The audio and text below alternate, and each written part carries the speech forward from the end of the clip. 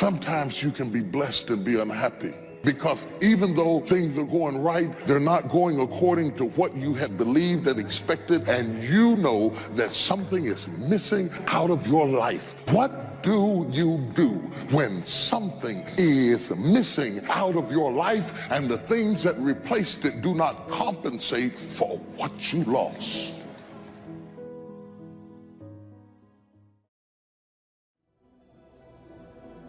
If you don't know exactly what you want, or you let yourself get beyond that into something general, you're not going to achieve it. Clarity is power. You got to know the specific result you're after. What do you want? Why you're doing it? Because you know what? You may get a big goal as soon as I want to make $1 billion. I want to bring peace to the earth. Why? Because as soon as you come up with a goal, all the obstacles show up. There are moments in our lives that we feel completely alone. We feel as though no one knows what we're going through. It is because of the uniqueness of the challenges that confront you are so unique to you that you feel like I'm up against it all by myself. So you got to get yourself past that. The way to get past that is have enough reasons. Reasons come first, answers come second. Task intelligence, you got to know why you want it, have enough drive to make it happen, enough juice to make it happen. If you don't have enough reasons, you will not make it happen. What is going to get you to actually fall through? Because the first plan's not going to work and the second plan's going to work, so you better have enough plans. If the first two don't work, you still got something else. Otherwise, you're going to be having excuses why it didn't work. In what you've done with your life thus far, is it giving you what you want? Is it giving you what you want? When you look toward the future, when you look at all that's going on out here, is there some place within yourself you say, hey, I know I need to be out there in that arena. I know I can do more than what I've been doing. Is that something that you begin to look at within yourself? See, I say if you look at your life, and if you're not getting what you want, you owe it to yourself to do something differently. If you're on a job, 85% of Americans go to jobs that they're unhappy. If you're doing something 8 hours a day that you don't like, it's not giving you what you want, it's not giving you a strong feeling of satisfaction and fulfillment. If that's what it is, you owe it to yourself to start strategically working to change directions. And generally, that type of circumstance is born because it's not because you don't have anybody to talk to, but can you trust them? Eventually, even the most disciplined amongst us, the corners of your mouth will droop down. Your smile will turn into a frown. Eventually, even if you have to wait till everybody's gone to sleep, a tear will run across the bridge of your nose because you're dealing with stuff that is so deep and so complicated that you feel like you're in it by yourself. But you are not alone in the battle. You're not alone in the struggle. That God has a strategy. And when it's all over, you're going to see that even though you couldn't see him, he was there all the time. Most people will resist change. Most people will fight change as if change would be worse than what they're experiencing. Most people will not challenge the unknown. They won't just step out there. See, there are certain things that's got to be in place. They got to see it all together. And life isn't like that. That's not how you grow. As you begin to look toward the future, begin to know that whatever it takes for you to create that, you got that. You've got genius in you. You've got goodness in you. If you decide to take the initiative to change the current quality of your life, I say to you that you will find that the universe is on your side. I've always been told how average I can be. Always been criticized about being average. But I want to tell you something. I stand here before you, not listening to those words, but telling myself every single day to shoot for the stars, to be the best that I can be. Good enough isn't good enough if it can be better, and better isn't good enough if it can be best. Turn your wounds into wisdom. You will be wounded many times in your life. You'll make mistakes. Some people will call them failures. But I have learned that failure is really God's way of saying, excuse me, you're moving in the wrong direction. Other than death, all failure is psychological. Other than death, all failure is psychological. Think about that. If you aren't dead, then it's just psychological. Does not mean that you won't lose some battles, because you will. We all will. But it does mean that as long as you don't surrender, as long as you don't give up, as long as you don't quit, then you haven't failed. It just means you've made a temporary tactical retreat, a brief withdrawal, so that you can regroup and reattack. If you get beat, unless you're dead, you are not defeated. And you have not failed. What you've done is you've learned. You've gained experience, and you're still alive. So get up and go get after it. We all live in this bubble. What you gotta do to get the life that God wants you to have, you gotta put more air in your bubble. You got to blow your bubble up. Expand yourself. Take yourself out your comfort zone. Put some more air in your bubble. If you stay in your comfort zone, that's where you will fail.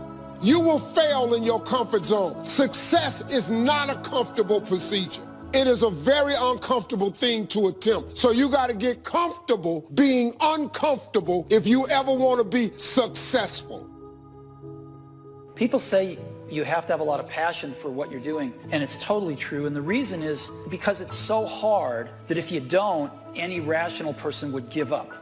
It's really hard, and you have to do it over a sustained period of time. So if you don't love it, if you're not having fun doing it, you don't really love it, you're going to give up. And that's what happens to most people, actually. If you really look at the ones that ended up, being successful, unquote, in the eyes of society, and the ones that didn't, oftentimes it's the ones that are successful loved what they did so they could persevere, when it got really tough. And the ones that didn't love it quit. So it's a lot of hard work, and it's a lot of worrying constantly. If you don't love it, you're going to fail. So you got to love it. You got to have passion. If you think ordinary's cool, ain't no problem. It's some really wonderful ordinary people. But if you are sitting in this room and you have extraordinary aspirations, then you're going to have to do extra. You put extra on top of ordinary and you come up with extraordinary. It's no other way. But here's the fact. All of you have extraordinary capabilities. All of you. You have to decide if you are willing to do the things to put you in that category. Rich people don't sleep 8 hours a day. That's a third of your life. He who loves to sleep and the folding of hands, poverty will set upon you like a thief in the night.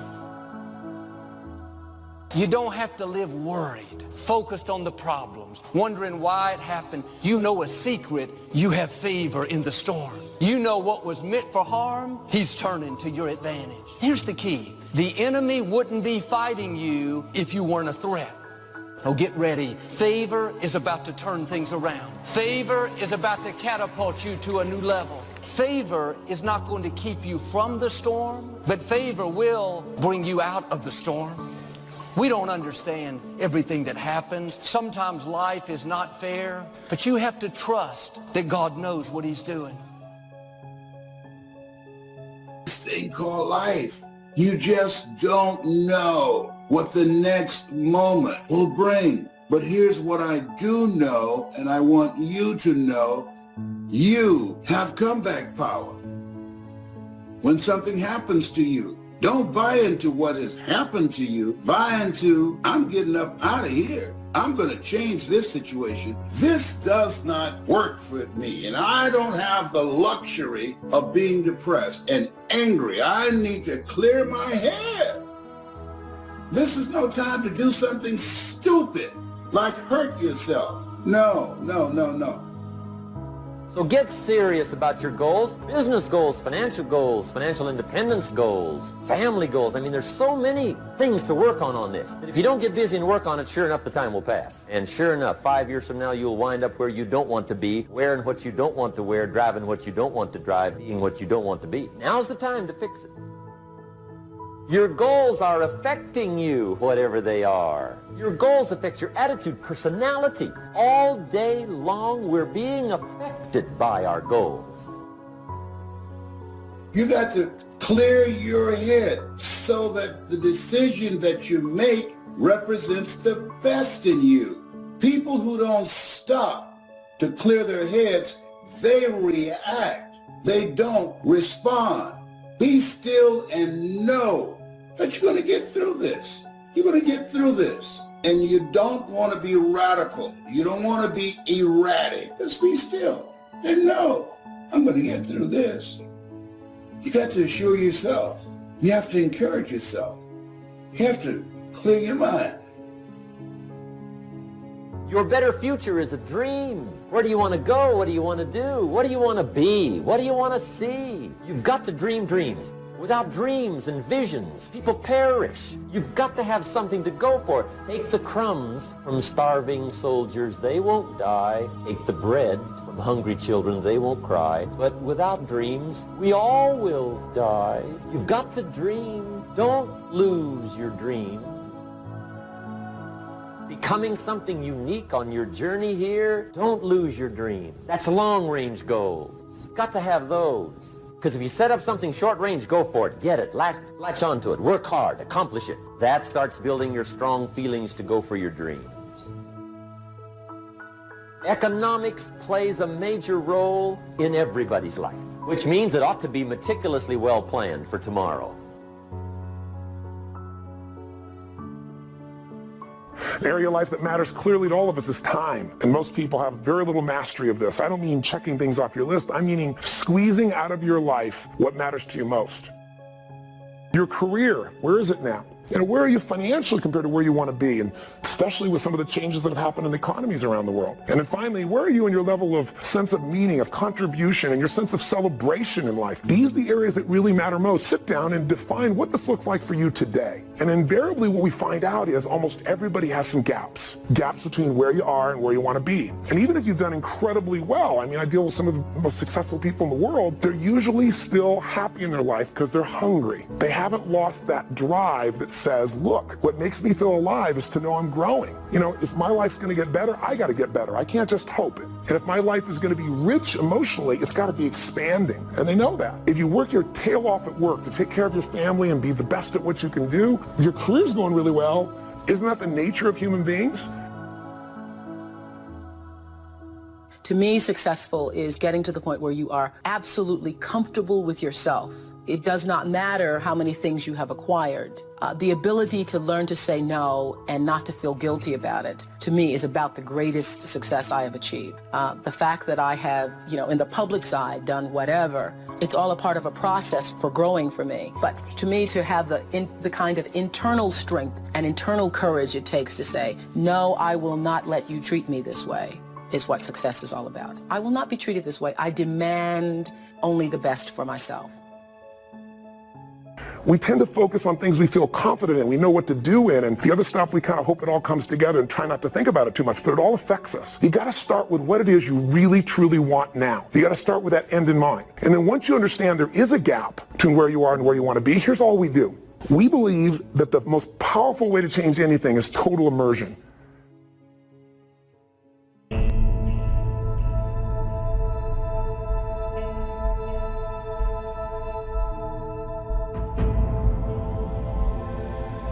No matter what happens to you, it ain't over. As long as God wakes you up, that means he ain't through with you yet. And if he wakes you up, you got a shot to correct it and get it right. And he kept waking me up. So I figured, okay, God wakes you up.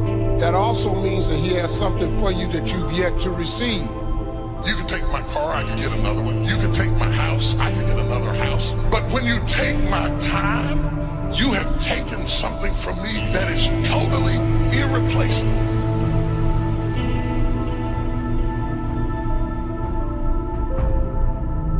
Even if you are 40 or 50 or 60 or 70, doesn't matter. You're in the game now, and that's what counts. And all those quote-unquote wasted years, they weren't wasted because you learned. Learned about what it's like to be weak, and the knowledge that you learned about those things is fuel to make sure that it never happens again. Because you know what is out there, and you know how bad it can get. I say you embrace what you learned from the weekdays. Let them make you even stronger. And you use your own personal transformation that you've made in life. Use that to help other people transform and get on the path as well. If you know what it is to have the kind of pain that feels as if you cannot be comforted, if you know what it is to be at the end of your rope and feel like your life is over and you've got questions that cannot be answered and you're confused and you're uncertain, you need to learn this verse. They that sow in tears shall reap in joy.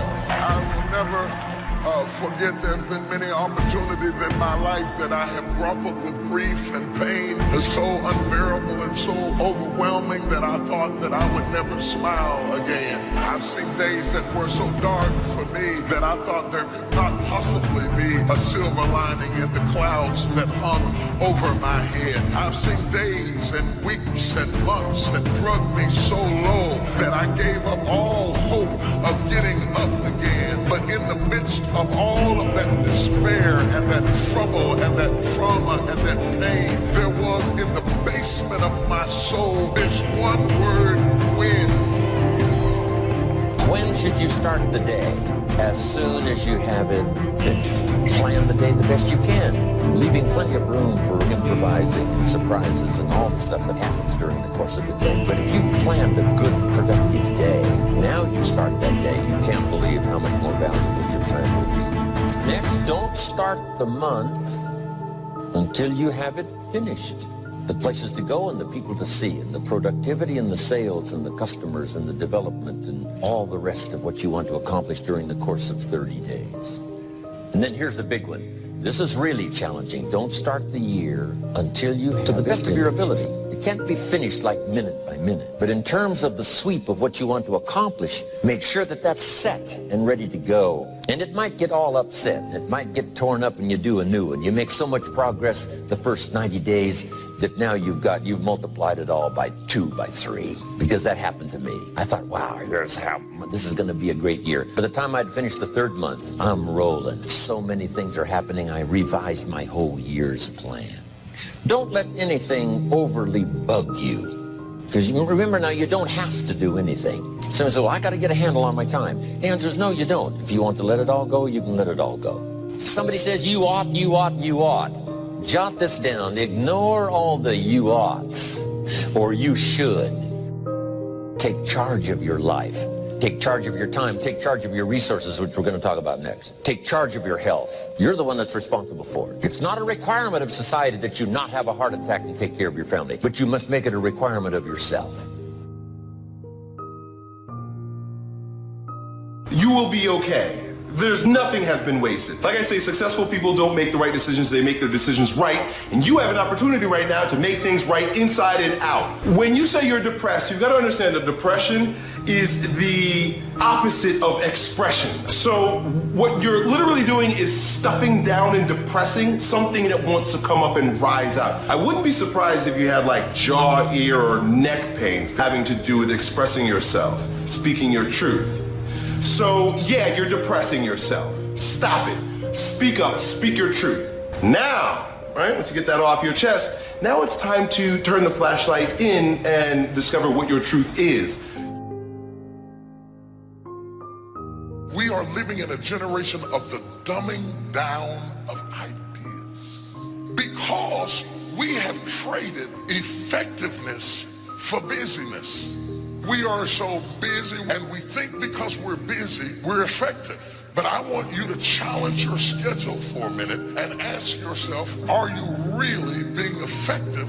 Or is your life cluttered with all kinds of stuff that demands you and drains you and stops you from being your highest and best self? And are you substituting busyness and all the chaos that goes along with busyness from being effective? It's easy to get faked out by being busy.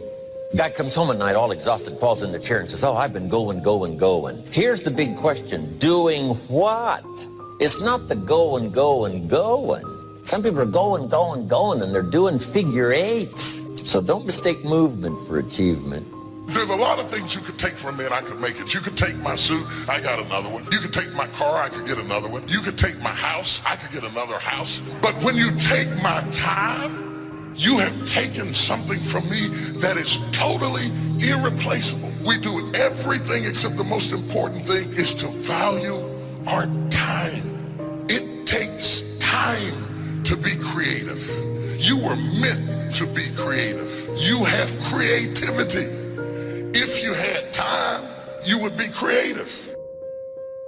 Better have a valued goal, because otherwise you can't get any positive motivation working out. And so the more valuable the goal, in principle, the more the micro processes associated with that goal start to take on a positive charge. Well, you get up in the morning and you're excited about the day. You're ready to go. What you do is you specify your long-term ideal. You do that in some sense as a unique individual. You want to specify goals that make you say, if that could happen as a consequence of my efforts, it would clearly be worthwhile.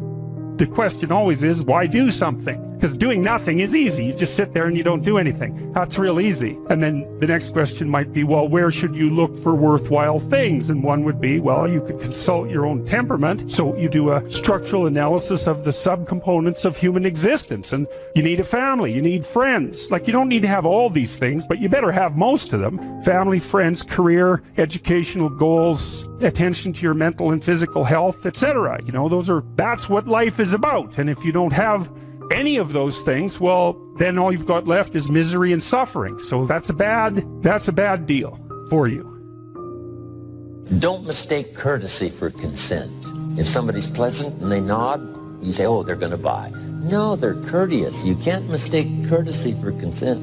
Now, here's a big one, concentration. I had to learn this. All those years ago, I'm in the shower trying to compose a letter. Found it turns out to be a strange letter. So here's what I learned to do. Save the work till you get to the office. Save the work till you get to the work. Don't try to get to the office on the way to work. On the way to work, enjoy the way. In the shower, enjoy the shower. Then go to work when you get to work. Concentration. Learn to say no. I'm telling you, in such a social society we have now, it's so easy to try to be a nice person, saying yes, yes, yes to everything. Find yourself overloaded. Now you got to call and make well, gosh, you know, all the time it takes to back out of something that you said yes to too quickly. Here's what might be better. I don't think so, but if that changes, I'll call you. Little things you can use not to overcommit yourself. But once you set up that goal structure, let's say, and that's really who it is that you're trying to be, you aim at that. And then you use everything you learned as a means of building that person that you want to be. And I really mean want to be. I don't mean should be, even those things are going to overlap.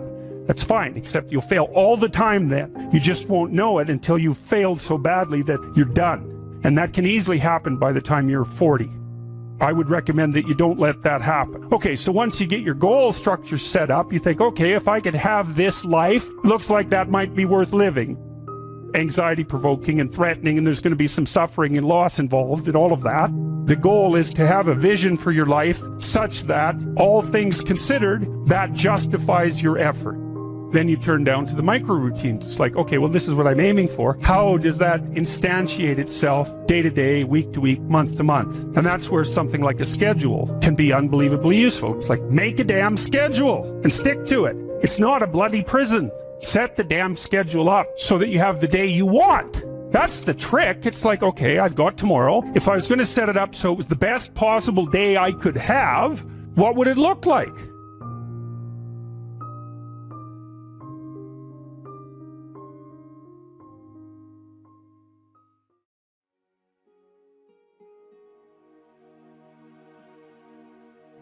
In the beginning, everybody's going to conquer the world. After a few weeks, a few months, maybe even a few years, they start to get tired. They start to get frustrated. They start to ask, why is this so hard? They start to ask, why is this so hard for me? And that's when people quit. When you start feeling that massive frustration, that massive anger, that massive stress, you are about to have a breakthrough. You are about to move through an area that most people can't make it through. You need to have grit.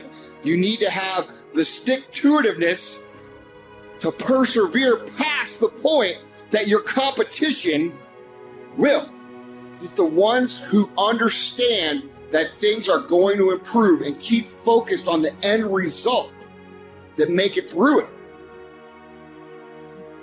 See, I always wanted to be a speaker and a trainer.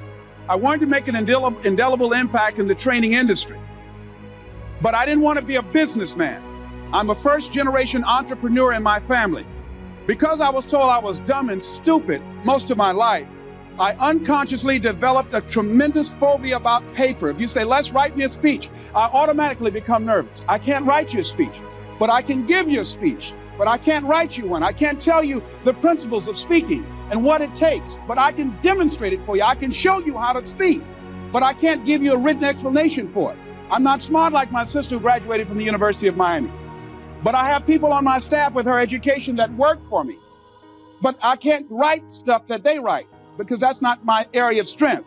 But so I had a fear. I felt I could not operate a business. And so I wanted to hire a consultant to take care of the details. I had given this consultant power of attorney to sign checks and handle my business. I called my consultant and said, listen, I've thought about this. It's time for me to grow. I've got to be willing to handle my own business. I want to meet with you. I need to develop a working knowledge of this. I've got to stop running from this. I've got to learn. Admit my ignorance and decide it doesn't have to be like this for me. To make a long story short, my consultant canceled 14 meetings with me. And when I finally got my books back and have not seen my consultant to this day, I knew why. That thousands of funds have been embezzled from my account. Now, whatever happened in our lives, we allow it, we permit it, and we promote it. So it was just an education as my career is going up, not coming down. But it's going up. It was just a tuition I had to pay in the universe because I wasn't willing to learn. I wasn't willing to do that. Now here's something else that's fascinating. I said, okay, see, if you're not willing to grow in life, life will kick your butt until you surrender. So I said, okay, I'm willing to learn.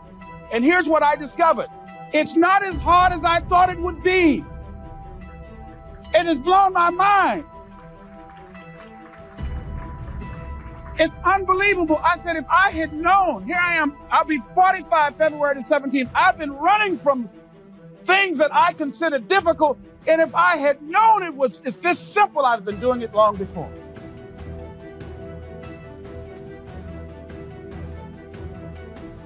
I wake up every single day. I am who I say I am. And I get what I get because I live in beast mode. Y'all got to do me a favor. Stop being gazelles. You're not average.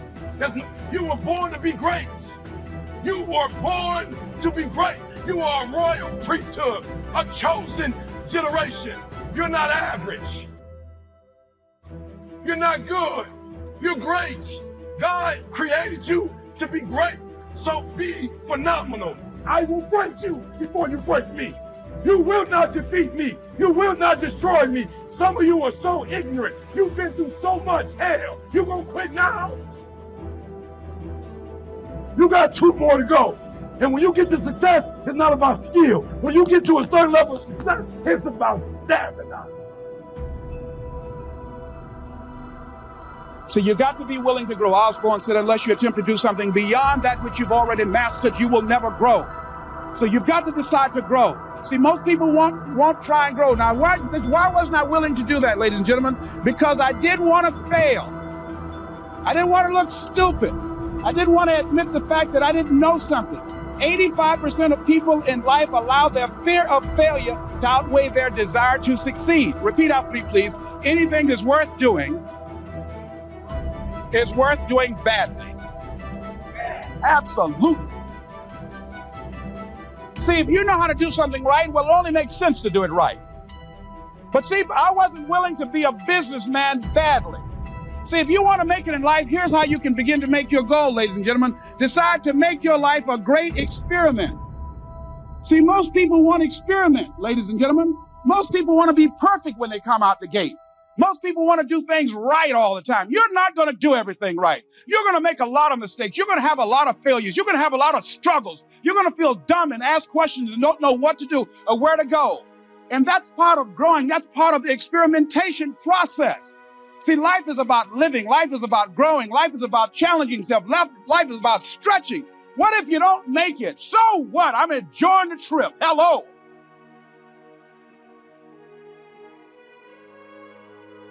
That's what life is about. Say, I want some juice in my life. Say that, please. See, a lot of people going through life and they just dead. How you doing, honey? I'm just trying to make it. Give me a break. No, I want some juice in my life. I mean, there's no in-between for me. I don't want any in-between. They say, even if I go out, I saw this movie called Glory. Say, he went down standing up. You better believe it. So don't, a lot of people have died already. Somebody said that many people die at age 21 and don't get buried until they're 65. They play it safe. They don't take any chances. Well, as soon as I graduate, or as soon as the bills are paid, as soon as the children grow up, as soon as I get my divorce, all this kind of stuff up in here. No. If there's something you want to do, don't live like you have 1,000 years to live. Decide that you're going to experiment with your life. Decide that you're going to take some chances. See, ladies and gentlemen, if you're not willing to risk, you're not willing to grow. And if you're not willing to grow, you're not willing to be your best. And if you're not willing to be your best, you can't be happy. And if you can't be happy, then what else is there? So think about that. Decide to make your life an experiment. Decide to take some chances and come out into the universe and find out what you're made of. Here's something else. Here's what can change your life. Think about your situation. This is what happened for me. It was a moment of truth for me. If you embrace this, I guarantee you, I don't care if you're in sales, I don't care what kind of business that you're in. You can be in the mortgage business, automobile business, any kind of business. If you embrace this dream that you're thinking about, this goal that you have in your mind, this vision that you have of yourself, if you embrace this, ladies and gentlemen, it will change your life. This is what happened for me. You've got to get to the point where you can say to yourself,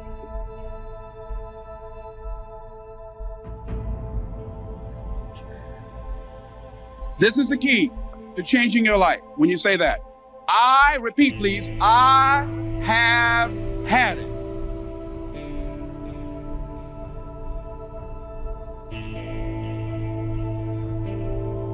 Here's the third step to becoming consistently self-disciplined. Number 1 is realizing that discipline isn't the easiest option. Number 2, discipline is a full-time activity, day by day, every day. And the third step to becoming self-disciplined is really a philosophy that holds one of life's unique promises. Number 3 simply says, for every disciplined effort, there is a multiple reward. That's one of life's great arrangements. It's like the law of sowing and reaping. In fact, it's an extension of the biblical law that says if you sow well, you reap well.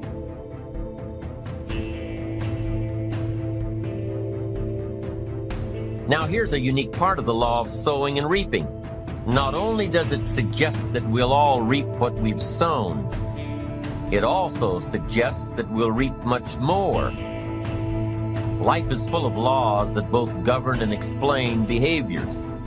But this may well be the major law we need to understand. For every disciplined effort, a multiple reward. For every disciplined effort, a multiple reward. What a concept. If you render unique service, your reward will be multiplied. If you're fair and honest and patient with others, your reward will be multiplied. If you give more than you expect to receive, your reward is more than you expect. But remember, the key word here, as you might well imagine, is discipline.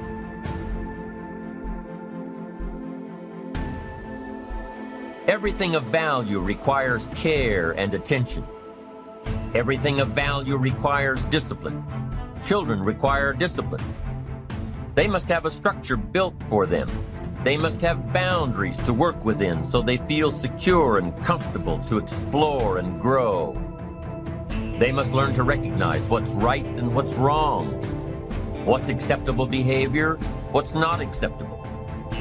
Children require unwavering discipline, consistent discipline, or they'll be confused as to how they're supposed to behave.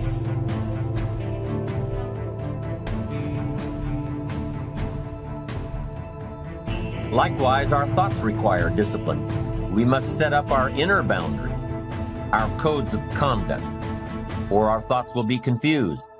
And with confused thoughts, we'll end up being confused, hopelessly lost in the maze of life. And confused thoughts produce confused results. Look around you at this very moment in time. What might you be doing that needs attention?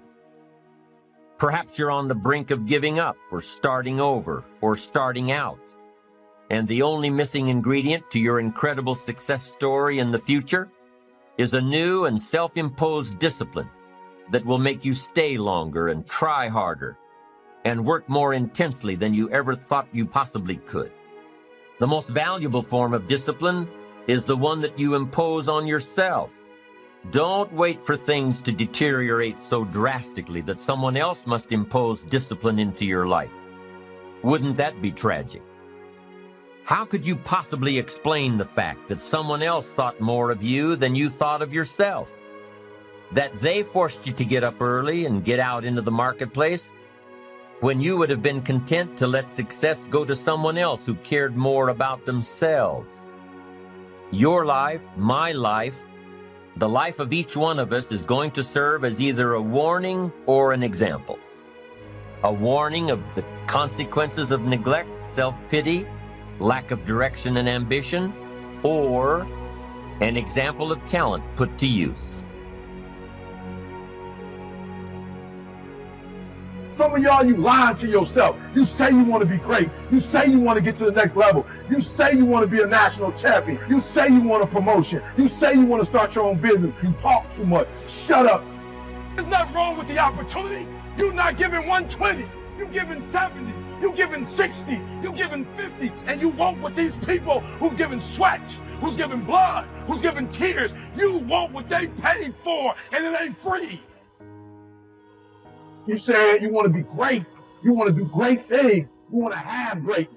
You want to be great. Listen to it, but on the other hand, you're comfortable with average. Stop wasting valuable time, knowing that if we begin to live our lives as if each day were our last, our lives will take on a whole new meaning. And whatever it is, sports, life, business, whatever it is, health, listen to me very closely. You got to change that mindset. You, me, or nobody is going to hit as hard as life. But it ain't about how hard you hit. It's about how hard you can get hit and keep moving forward. How much you can take and keep moving forward. That's how winning is done. Self-preparation. Be ready for tomorrow by doing all that you can today, setting your goals. Set a goal that will make you stretch for what it will make of you to achieve it. What a brand new reason for setting goals. What an all-encompassing challenge to have a better vision of the future, to see what it will make of you to achieve it.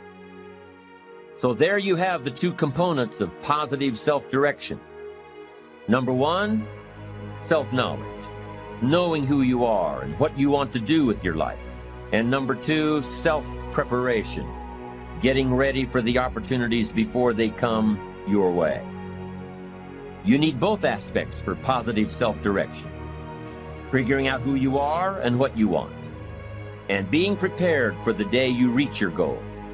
Being ready, being worthy, becoming the person you need to be in pursuit of what you want.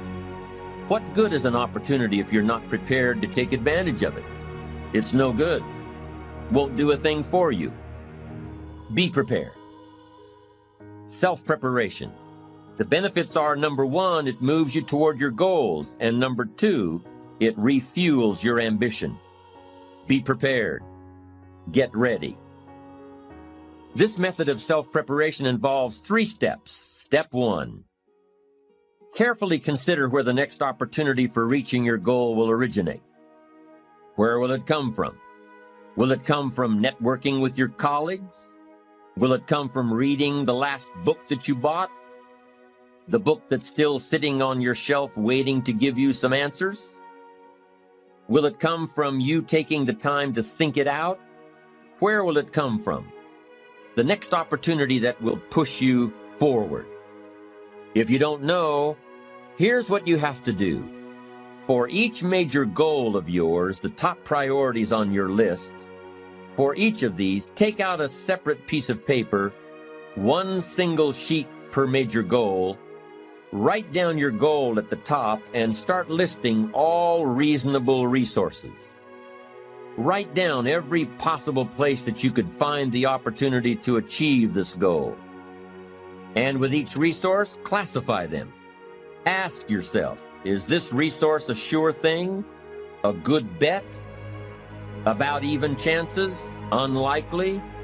A long shot? Ask yourself these questions and classify all of the resources you have written down. That's the first step. The second step in this method of self-preparation is to make sure you know what you need to do to be prepared for your opportunities. Go through your entire list of goals and resources and classify them. Break each resource into concrete steps of preparation. Start by working on the sure bets first, and then move down the line. The long shots will come through every so often, but start with the resources that will serve you best now. Get ready for the opportunities before they come your way. Step 3 in the self-preparation method is to do all you can to make each opportunity more likely to happen. After you've determined what you have to do to get ready to be prepared, after you've determined this, see what you can do to expedite the process. What can you do to increase the likelihood of this opportunity? Go over it and over it and over it. Use these 3 methods again and again as you assess where you are now and where you have to go next to keep moving toward the achievements that are most important to you. Step 1, consider your resources. Step 2, determine what you have to do to get ready. Step 3, expedite the opportunities. And by the way, this method of self-preparation works wherever you are in your journey, whether you're close to your goals or whether you're just starting your journey of self-direction. This method works. Have working knowledge to draw from. Continually work on yourself in preparation of where you want to be. Build a reservoir of thoughts and ideas and philosophies and experiences that are your own. Build, grow, change, get ready, be prepared. Be prepared for a life worth living. Now here are the 4 ifs that make life worthwhile. Number 1, life is worthwhile if you learn. Nothing worse than being stupid. Life is worthwhile if you learn. Learn from your personal experiences. Learn from other people's experiences. Second, life is worthwhile if you try. Now you've got to take what you've learned and see if you can try your hand at it. Someone says, well, you can't try, you have to do. No, you have to try. I put the bar up 2 feet and asked the kids who can jump 2 feet. I can, some say. I can't, some say. I don't know, some say. How are you going to know? You don't. You've just got to try. Just back off and run at it. How are you going to know if you don't try? Now, what if you knock the bar down? Does that mean you can't jump 2 feet? No. You have to what? Try it again. Of course, you have to try. Try it another way, but try. Try your hand at it. When the record book on you is finished, let it show your wins and your losses, but don't let the record book show that you didn't try. Let's talk about today's greatest adventure, and you'll see in a moment why the word today in the title is meant literally. You've heard the definition of success as the progressive realization of a worthy goal. The purpose of this message is to tell you of a wonderful way to keep realizing, to keep achieving your goals one after another in the years ahead. A goal sometimes seems so far off, and our progress often appears to be so painfully slow, that we have a tendency to lose heart. It sometimes seems we'll never make the grade, and we come close to falling back into old habits which, while they may be comfortable now, lead to nowhere. And there's a way to beat this. It's been used successfully by many of the world's most successful people, and it's been advocated by many of the greatest thinkers. It's to live successfully, one day at a time. A lifetime is comprised of days, strung together into weeks, months, and years. Well, let's reduce it to its lowest common denominator, a single day, and then still further, to each task of that day. Look at it this way. A successful life is nothing more than a lot of successful days put together. It's going to take so many days to reach your goal. If this goal is to be reached in a minimum of time, every day must count.